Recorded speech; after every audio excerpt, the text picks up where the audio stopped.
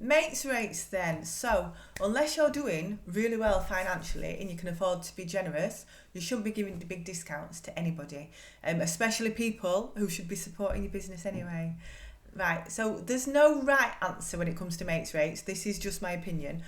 But maybe only if you get something in return, right?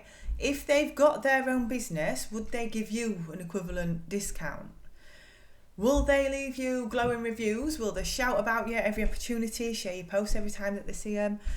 Will they pick your kids up from school and give them the tea when you're busy? Will they come and wash your pots for you while you're struggling? Because your time could be spent making better money elsewhere. So make them earn the discount because that money comes out of your pocket, doesn't it?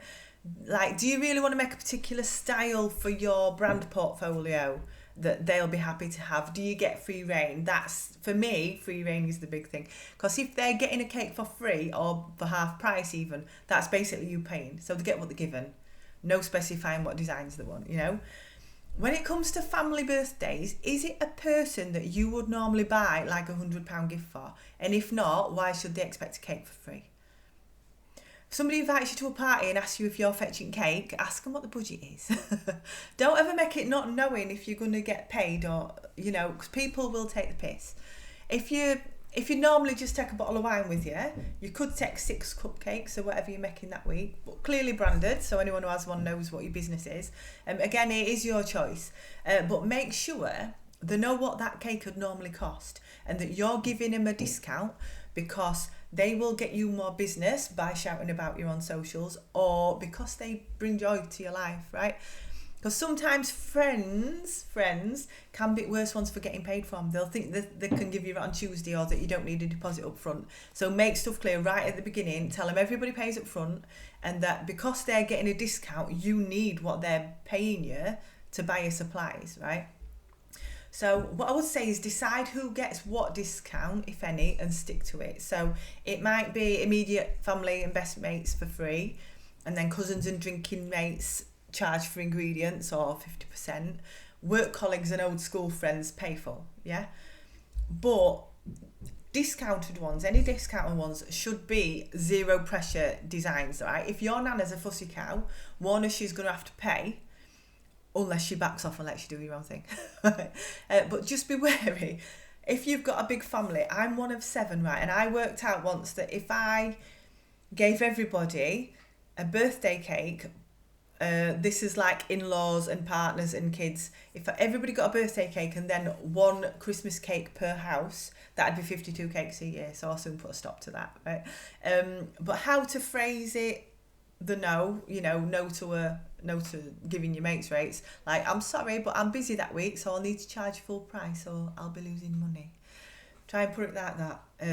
But that's it. If they've got respect for you, they should be painful anyway. Right, influencers. I could go on forever about this. Right. Basically, it is not acceptable for somebody to come into your Instagram inbox and beg something for free or for exposure, right? This person could have 1 million followers, but how many of those are in your target market? So how worthwhile is it?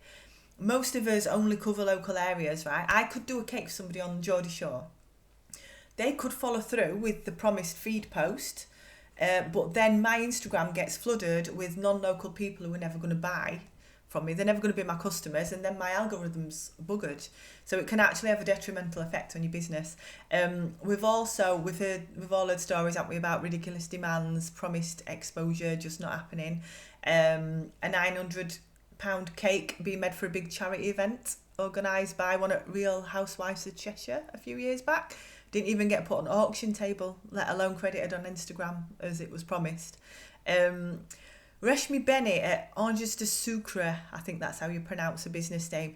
She's got a brilliant graphic that she shares called The Influencer's Guide to Free Cake. If you want to look that up, it's perfect.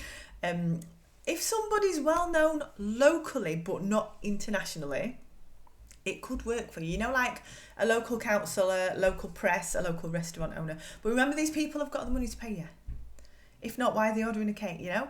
If you do want to do it, it is your choice. I'm never telling you no, right? But please draw up a contract so that they follow through with what the promising what you expect from giving them a free cake, because it is widespread. Small and new businesses are targeted for this, and they have the absolute piss taken out of them.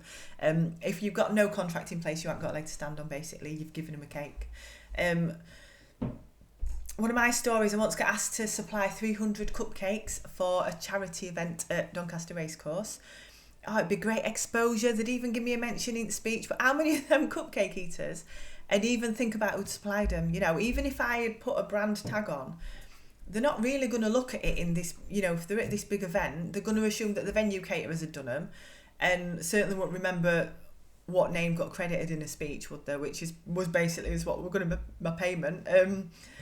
So next day they might be hungover and thinking, oh, that was a really nice cupcake. They wouldn't know that it had come from me, so it wouldn't have brought me anything back. When it comes to charity, if you want to raise money for charity, by all means do so, right? But it is generally a personal thing, not good business. So anything that you do give away, clearly brand it, so at least the recipient knows where it comes from if they want more. But I would say don't expect anything business-wise to come from it, because I did loads over years in early days, got absolute zero back, you know, that I know of. Because if somebody wins your product, are they even the sort of person that orders from a bespoke baker? You know, and if they are, they've probably already got their go-to baker. So if charity is something you want to do budget for it, but this is your money that you're donating. If you're not in a position to give them a 40 quid box of cupcakes, maybe give them a tenner off voucher, it's unlikely to get used. If you donate to a charity and you post about it on your socials, that can be really good marketing, especially a local charity. But do be aware that then your inbox is going to fill up with loads of other people asking. So pick and choose like certain charities to support, and then just politely decline the rest.